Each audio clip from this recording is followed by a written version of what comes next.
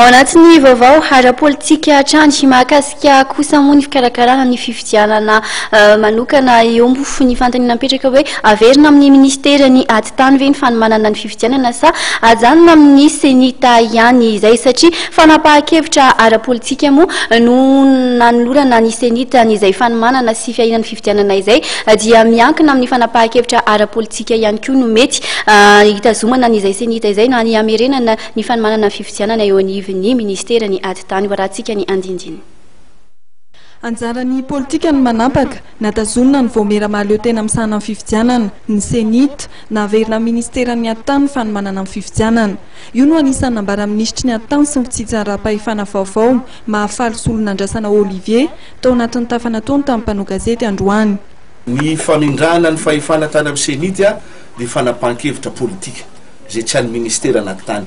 Mazava tsara zay anjaran'ny mpanao politika ny mametraka zay everiny fa hoe zao ny itondrana azy fa ny ministerany Atitany dia tsy mitsabaka amin'izany hoe décision politique fa anjarany mpanao politika reny anjarany filoham-pirenena miaraka amin'ireny mpanao politika reny fa ny anay dia zay andraikitra zay apetraka aminay dia tsy maintsy tanteranay.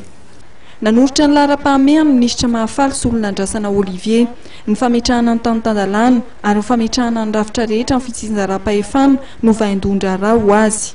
Ny zavatra nisan'ny lara-pahamehana moa ary efa niteneniko izy io moa zany tamin'ny nanendrenana dia hoe ny famendrena ny famerenana ny tany-tandalana zay restauration de l'état de droit. Io zavatra io be da be ny zavatra voafaoka ao anatin'izy io ary ho hitanareo fa isy zavatra vaovao isy dida mandalana vaovao zay tsy maintsy atolotray eny amin'ny teny meram-pirenena mba isiny zay ainga vaovao hametrahana zay firenena tandalana.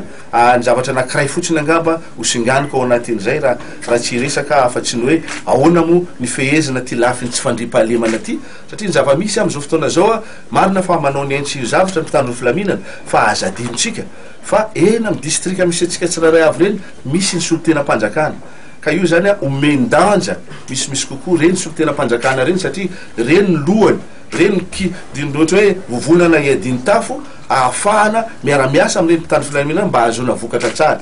Zay zany lara-pahamehana anankiray. Lara-pahamehana faharoa moa zany mazava loatra dia ny fametrahana amin'ny tokony izy ny rafitra rehetra ao amin'ny lalam-panorena mikasika ty fizaram-pahefana. Ny tanterahana maraina teo ny famindram-pahefana teo amin'ny minisitry ny Atitany Florent Rakotarso sy minisitry ny Atitany sy ny finjinjaram-pahefana vaovao mahafaly solon'andrasana Olivier. Fotoana izay nanomezana Andriamatoa Florent Rakotarso tsodrano ny minisitra vaovao. Andriamatoa mahafaly solon'andrasana Olivier dia administrateur civil avy eo anivon'ny ministerany Atitany ihany. Efa taliny lafitany tao anatin'ny 10 taona izy ary manana traikefa maro mikasika ny lafitany sy ny finjinjaram-pahefana. Efa nisy ny boky izay nisorata mikasika ny finjinjaram-pahefana eto Madagasikara. Nanome toko minisitry ny Atitany sy ny finjinjaram-pahefana vaovao fa hitondra ezaka sy fanavaozana eo anivon'ny ministera izay tantanany.